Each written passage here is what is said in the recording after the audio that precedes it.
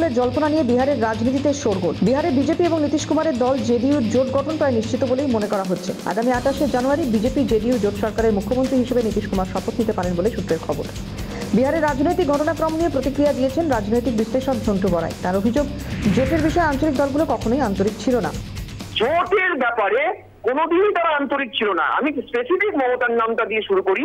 দেখবেন 19-এর এই জোটটা যখন তার নেতৃত্বে তৈরি হয়েছিল, প্রথম ব্যক্তি যিনি জোটের ইনিশিয়েটিভ নিয়েছিলেন, প্রথম পলিটিশিয়ান যিনি জোটটাকে ভেঙে বেরিয়ে এসেছিলেন, কিসের প্রশ্নে? একটা ক্ষুদ্র ঠুনকো পোস্টের লিডার কে হবে, ঠিক আছে? এবারও তাই জোটের নামকরণ যার হাত দিয়ে হলো, জোটের ইনিশিয়েটিভ যার হাত দিয়ে হলো, অন্তত তিনি যা বলছেন বাজারে, যিনি প্রকাশ্যে যেটা বলছেন মিডিয়ার সামনে, তিনি প্রথম জোটটা ভেস্তে দিলেন। কি কারণে? না, ন্যায় যাত্রা, যেটা পশ্চিমবঙ্গের ভিতর দিয়ে তার দলের কথা অনুযায়ী রাহুল গান্ধীর যাত্রাটা পশ্চিমবঙ্গে দিয়ে গেলে অন্যায় যাত্রা, বাকিটা ন্যায় যাত্রা। সেই ন্যায় যাত্রায় নাকি তাকে ডাকা হয়নি, সিপিএম কে ডাকা হচ্ছে, সিপিএম কে মূল্য দেওয়া হচ্ছে, সিপিএম ময় জোটে তিনি থাকবেন না।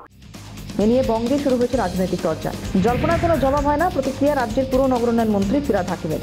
জল্পনার কোনো জবাব হয় না, এটা নিয়ে আলোচনা করারও দরকার নেই, আর আলোচনা করার প্রয়োজনও নেই, কারণ জল্পনার কোনো আবাসন হয় না। আমার মনে হচ্ছে, আমি এটা বলে দিলাম, এটা হয় না। বেসুরো ব্যাপারটা সুরেলা হয় কিনা তার জন্য অপেক্ষা করতে হবে মত বামফ্রন্টের চেয়ারম্যান বিমান বসুর। বেসুরো ব্যাপারটা সুরেলা হয় কিনা তার জন্য অপেক্ষা করতে হবে। এখন বেসুরো, এরপর যদি সুরেলা হয়ে যায় সেই জন্য অপেক্ষা করতে হবে। এখনই মন্তব্য করতে আমি চাইছি না। বিজেপির বিরুদ্ধে লড়াইয়ে সবাই বিশ্বাসযোগ্য থাকেন না, খোঁচা সিপিএম নেতা সুজন চক্রবর্তী। কুমার বিহারের মুখ্যমন্ত্রী, তিনি 180 ডিগ্রি উল্টে বিজেপিতে যাবেন কিনা এই নিয়ে চর্চা হচ্ছে। আমি তার উপরে নির্ভর করে কোনো কথা বলা পক্ষপাতী নই। আমি বিহারের খোঁজ নর্মালি কম রাখি, বাংলার খোঁজ যতটা বেশি রাখি। তবে এটা ঠিক যে বিজেপির বিরুদ্ধে লড়াইয়ের বিশ্বাসযোগ্যতা সবার থাকে না। আইএনডিআই এর জোটের কোনো অস্তিত্ব নেই, দাবি বিজেপি রাজ্য সভাপতি সুকান্ত মজুমদারের। ইন্ডিয়া জোট বলে কিছু অস্তিত্বই নেই। ইন্ডিয়া অ্যালায়েন্স হচ্ছে সেই নৌকো যার কোনো মাঝি নেই, নৌকো ফুটো হয়ে গেছে সমুদ্রের মধ্যে, মোদি ঝড়ে ঘূর্ণিপাক খাচ্ছে, তো তার সেই নৌকোতে কে থাকবে? আর নীতিশ কুমার তো সবে খেলা দেখানো শুরু হয়েছে, অপেক্ষা করুন, খেলা হবে। এ ধরনের সুবিধাবাদী রাজনীতিবিদদের রাজনীতি ছেড়ে দেওয়া উচিত, তো বিজেপি সাংসদ দিলীপ ঘোষের। নীতিশ কুমারের নাম হচ্ছে পল্টু রাম, সবাই জানে। প্রতি 2 বছর একবার উনি কোর্ট পাল্টান।